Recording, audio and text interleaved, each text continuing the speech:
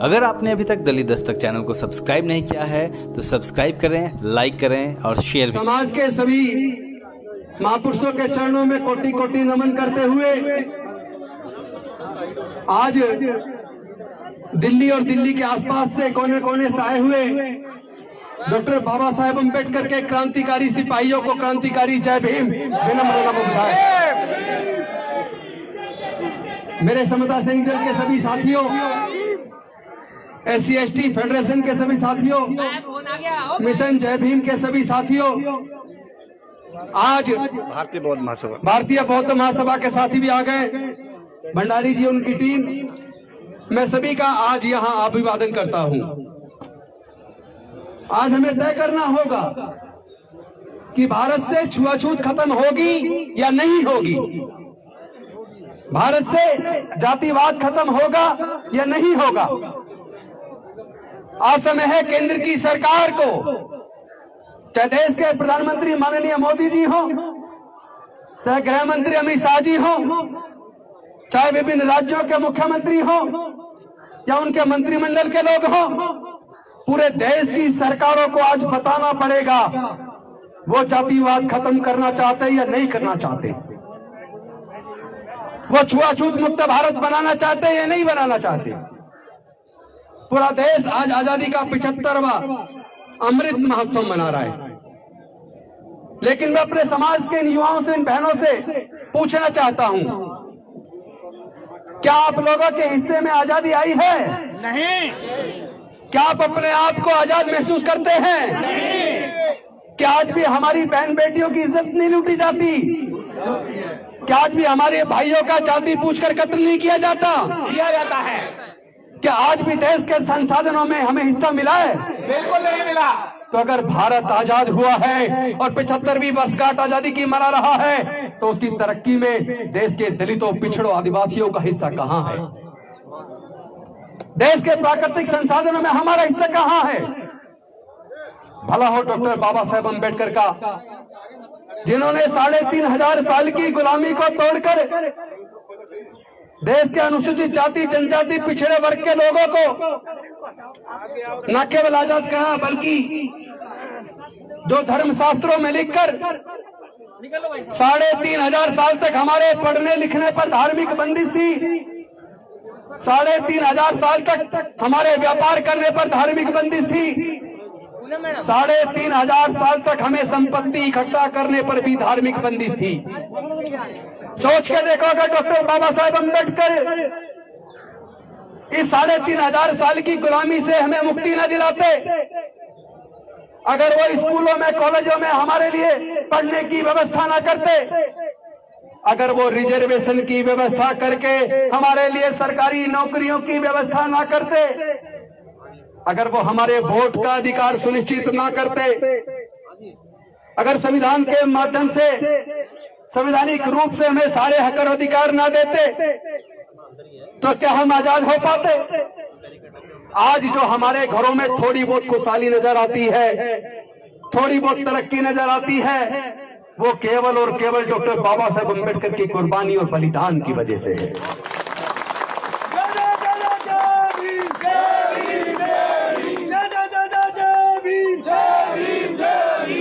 मैं आप सब साथियों से आह्वान करना चाहता हूं, कृपया एक बार आंख मीच कर, आंख बंद कर अपने मन में सोच के देखो, डॉक्टर बाबा साहेब अम्बेडकर के 4 बच्चे चले गए। जिस पिता के 4 बच्चे छोटी सी उम्र में इलाज के अभाव में मर जाए, वो आदमी टूट जाता है, लेकिन डॉक्टर बाबा साहेब अम्बेडकर टूटे नहीं। 4 बच्चों को गंवाने के बावजूद उन्होंने अपना पूरा जीवन लगाकर हमारे दलितों, पिछड़ों, आदिवासियों को 3500 साल की गुलामी से मुक्त किया।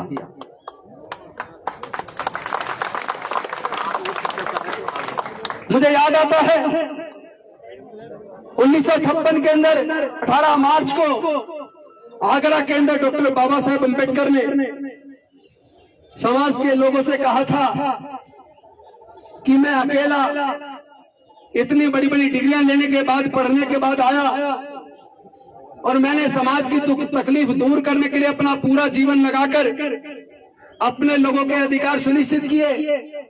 मैं उम्मीद करता था कि जब मेरे समाज के लोग पढ़ लिख जाएंगे, अफसर बन जाएंगे, डॉक्टर, इंजीनियर, वकील बन जाएंगे, अगर मैं अकेला इतना सब कुछ दे पाया तो मेरे समाज के पढ़े लिखे लोग मिलकर जब इस लड़ाई को लड़ेंगे तो समाज को पूरी तरीके से आजादी दिला देंगे, समाज के हक अधिकार सुनिश्चित कर देंगे।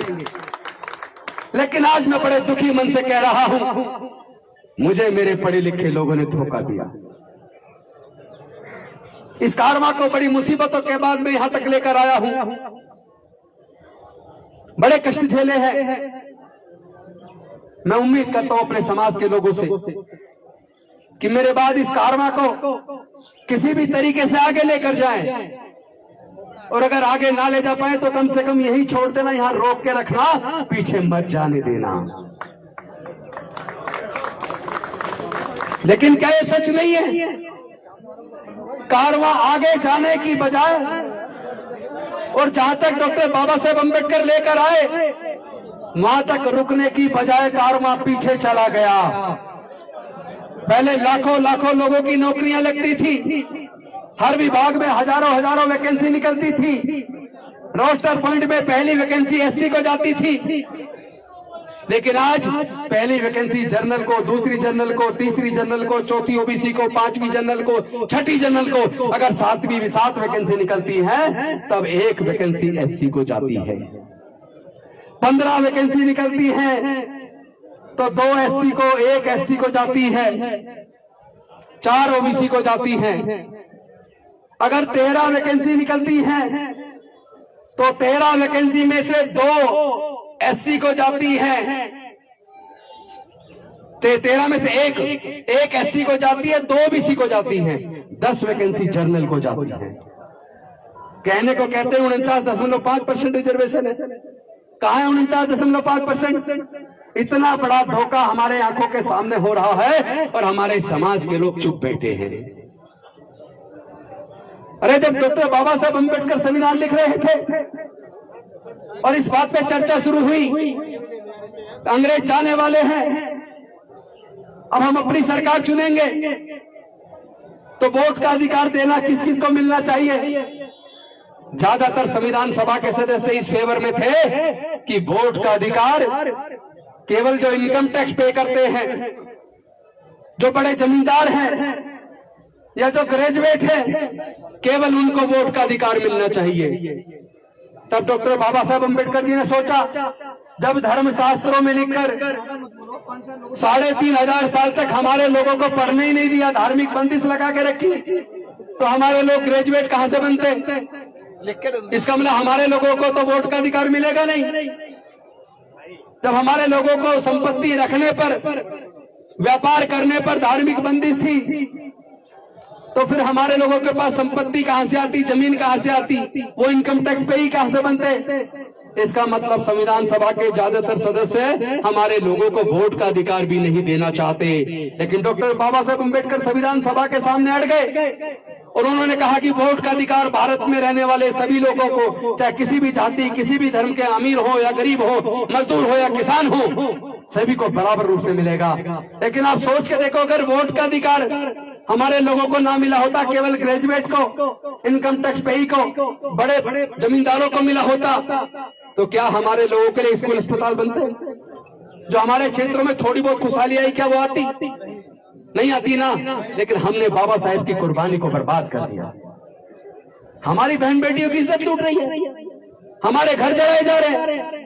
मूंछ रखने माथे पर जितेंद्र मेघवाल की मार्च के महीने में राजस्थान के पाली में हत्या कर दी गई, क्योंकि वो मूंछ रखता था, सुंदर दिखता था, सोशल मीडिया पे अपनी फोटो डालता था।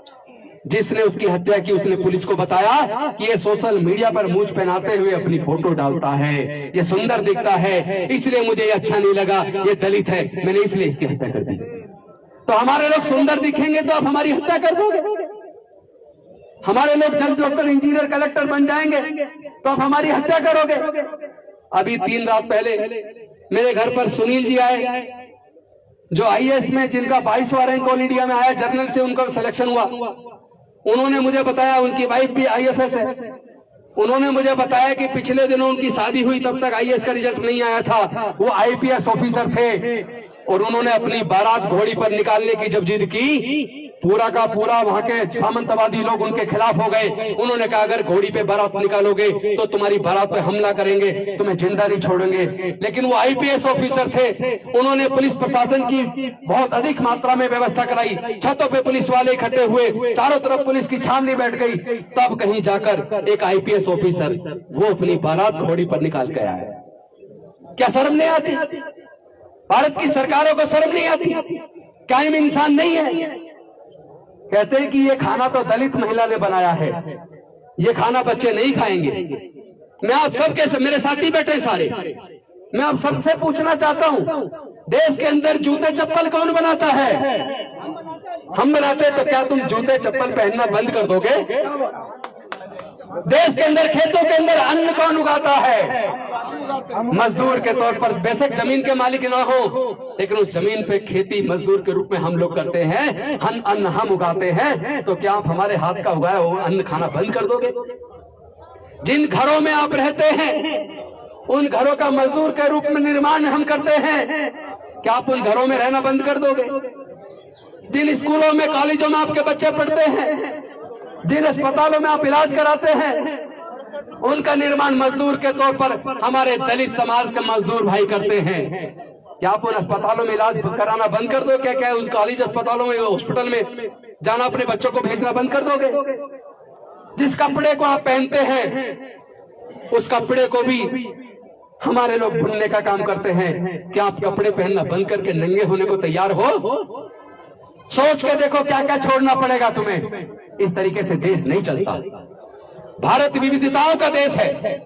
आपको सबको शुक्रिया अदा करना चाहिए डॉक्टर बाबा साहब अम्बेडकर का। जिस देश के अंदर इतनी सारी भाषाएं हो, इतनी सारी संस्कृतियां हो, इतनी सारी जातियां हो, 4 वर्ण हो, अनेकों धर्म हो, इतनी विविधताओं के बावजूद जहां हर 50 किलोमीटर चलने पर भाषा बदल जाती है, संस्कृति बदल जाती है, जहां आजादी से पहले 565 रियासतें थी, ऐसे बिखरे हुए देश को एकजुट करके एक यूनाइटेड भारत के रूप में, एक राष्ट्र के रूप में अगर किसी ने एकजुट किया और उसको संरक्षित और सुरक्षित रखने का काम किया तो वो डॉक्टर बाबा साहब अम्बेडकर के संविधान ने किया। वो बाबा साहब अम्बेडकर की दूरगामी सोच थी।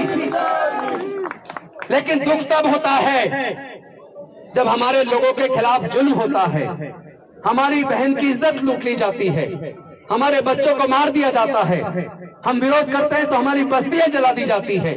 अभी आपने देखा होगा जालोर के अंदर जो अपने आप को ऊंची जाति का कहते हैं सोकोल्ड, उन लोगों ने इस घटना के विरोध में पंचायत की, महापंचायत की है। उन्हीं लोगों ने हाथरस में भी महापंचायत की। तो क्या जुल्म करने वालों के फेवर में महापंचायत करके तुम भारत को एकजुट रख सकते हो? नहीं। हमारे समाज के लोग कोई गुलाम नहीं है। अब हमें दोबारा से गुलामी स्वीकार नहीं है। हम लोग लड़ेंगे, हम जीतेंगे। हम डॉक्टर बाबा साहब अम्बेडकर के बच्चे हैं। लेकिन मैं आपको इस मंच के माध्यम से आह्वान करना चाहता हूं, अगर आपको इस लड़ाई को जीतना है तो ब्राह्मणवाद को और ब्राह्मण में अंतर करना सीखो। आज ब्राह्मणवाद दलितों के अंदर घुस चुका है। वाल्मीकि समाज के लोग अपने आप को अलग लेके चल रहे हैं, जाटो समाज के लोग अपने आप को अलग लेके चल रहे हैं, खटीक समाज के लोग अपने आप को अलग लेके चल रहे हैं, रेगड़ समाज के लोग अपने आप को अलग लेके चल रहे हैं, बलई समाज के लोग अपने आप को अलग लेके चल रहे हैं, कोली समाज अपने आप को अलग लेके चल रहा है। और उसी तरह अनुसूचित जनजाति में, उसी तरह पिछड़े वर्ग में मुझे पता लगा जो कुर्मी समाज है उसमें सचान अलग है, वर्मा अलग है, चौधरी अलग है, पटेल अलग है। जाति में जाति, जाति में जाति, जाति में जाति। जब हम लोग अपनी जाति को महान बताते हैं, अपनी जाति को ऊंचा बताते हैं, उसी क्षण हम जाति व्यवस्था को मजबूत कर देते हैं। जब हम जाति में बटे हैं और अपनी अपनी जाति को जोड़ रहे हैं तो तुम्हें कोई हक नहीं है जातिवाद के खिलाफ बोलने का। अगर तुम जातिवाद को खत्म करना चाहते हो तो इस बात को समझ लो कि हमारे साथ जो उत्पीड़न है वो जातिवाद की वजह से है। ये जातिगत उत्पीड़न है, ये जाति की वजह से है। जब तक जातियां बनी रहेंगी तब तक जातिगत उत्पीड़न भी बना रहेगा। अगर आप जातिगत उत्पीड़न से मुक्ति चाहते हैं तो जाति छोड़ने का संकल्प करो। जाति छोड़ो, समाज छोड़ो।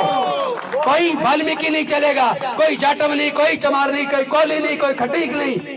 कोई बैरवा नहीं, कोई बलई नहीं, कोई रेगड़ नहीं, कोई वर्मा नहीं, कोई चौधरी नहीं, कोई सचान नहीं, कोई पटेल नहीं, कोई सोनकर नहीं। प्रबुद्ध भारत, बौद्धमय भारत, ये डॉक्टर बाबा साहब अम्बेडकर का सपना था।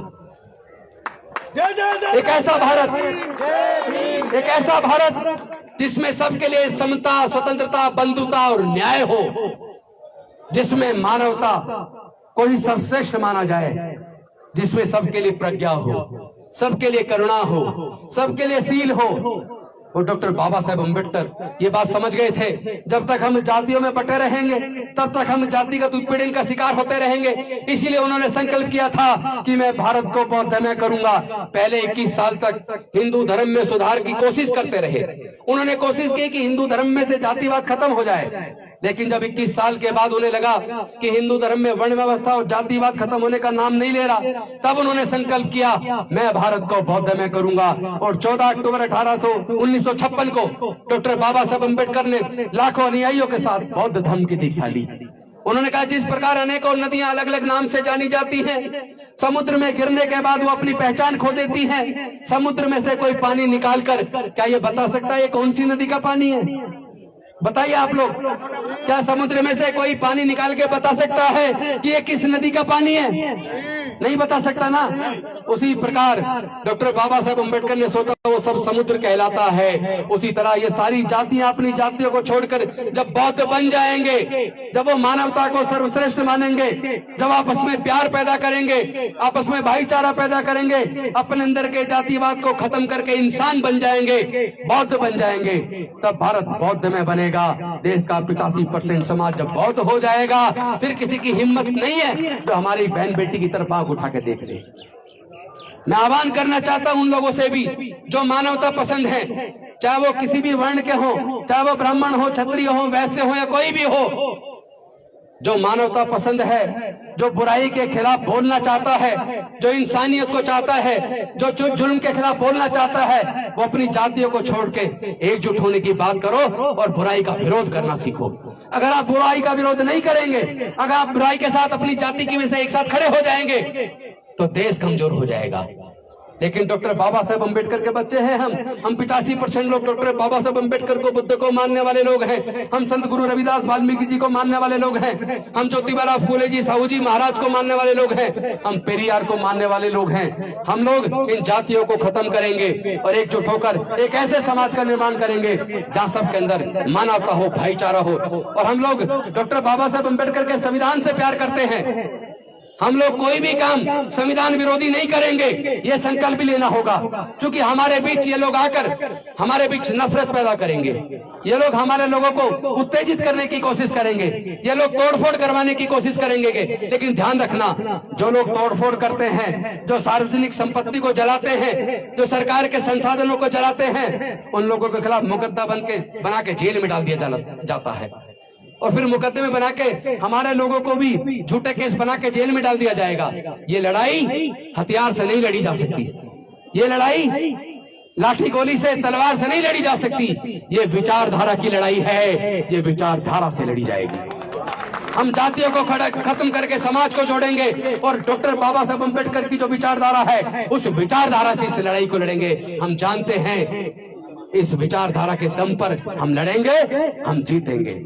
लेकिन एक ही सूत्र है, जीतने का केवल एक सूत्र है, किसी भी सूरत में हम लोग संविधान के खिलाफ काम नहीं करेंगे, क्योंकि संविधान हमारे बाबा साहब डॉक्टर भीमराव अम्बेडकर ने बनाया है। हम शांतिपूर्ण तरीके से, अपनी एकजुटता से, संवैधानिक तरीके से, लोकतांत्रिक तरीके से अपनी लड़ाई को लड़ेंगे। हमें एक काम और करना, अपनी वोट की कीमत को पहचानना है। जो लोग हमारे वोट को शराब की बोतल में खरीदते हैं, 1000-2000 रुपए में खरीदते हैं, 10-5 किलो अनाज में खरीदते हैं, उसके बाद पूंजीपतियों के हाथों देश को बेच देते हैं और हमारी बहन बेटियों की इज्जत लूटते हैं, हमारे भाइयों का कत्ल करवाते हैं, कत्ल करने वालों को जेल में से छुड़ाते हैं, उनके गले में माला डालते हैं। शर्म नहीं आती उन लोगों को? ये कैसा आजादी का अमृत महोत्सव है? हमें स्वीकार नहीं है। ऐसी आजादी हमें स्वीकार नहीं है जहाँ भाईचारा ना हो, जहाँ बराबरी ना हो, जहाँ बहनों की इज्जत लूटी जाती हो, जहाँ भाइयों का कत्ल किया जाता हो। ऐसी आजादी हमें नहीं चाहिए। हमें ऐसी आजादी चाहिए, स्वीकार नहीं है। अरे मीडिया भी सुन रहा है, ऐसी आजादी स्वीकार नहीं है। हमें भाईचारा चाहिए, हमें मानवता चाहिए, हमें संवैधानिक अधिकार चाहिए, हमें देश के संसाधनों में हिस्सेदारी और भागीदारी चाहिए। जल, जंगल, जमीन, इंडस्ट्री, ट्रेड, बिजनेस, हर क्षेत्र में हिस्सेदारी भागीदारी चाहिए। इससे कम कुछ स्वीकार नहीं है। हम अपनी लड़ाई को लड़ेंगे, लेकिन लड़ाई का सूत्र ध्यान रखना, अगर आप अपनी जातियों को इकट्ठा मजबूत करते रहेंगे, अपनी जाति को ऊंचा बताएंगे और आपस में जातिवाद करेंगे, तो हम हमेशा हारेंगे।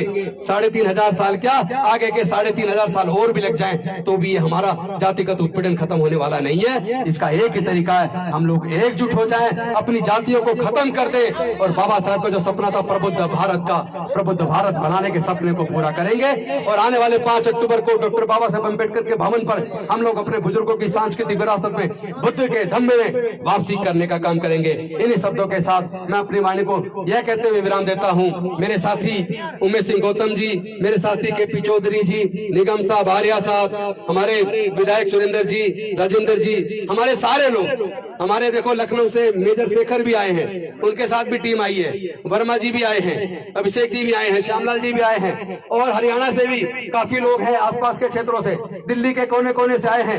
बस मैं एक संकल्प आपसे दिलवाना चाहता हूं, क्या आप इन जातियों को तोड़ने के लिए तैयार हैं?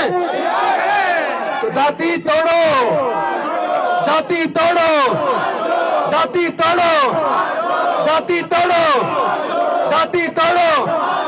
जय जय जय जय जय भीम, जय जय जय जय जय भीम, जय जय जय जय जय भीम।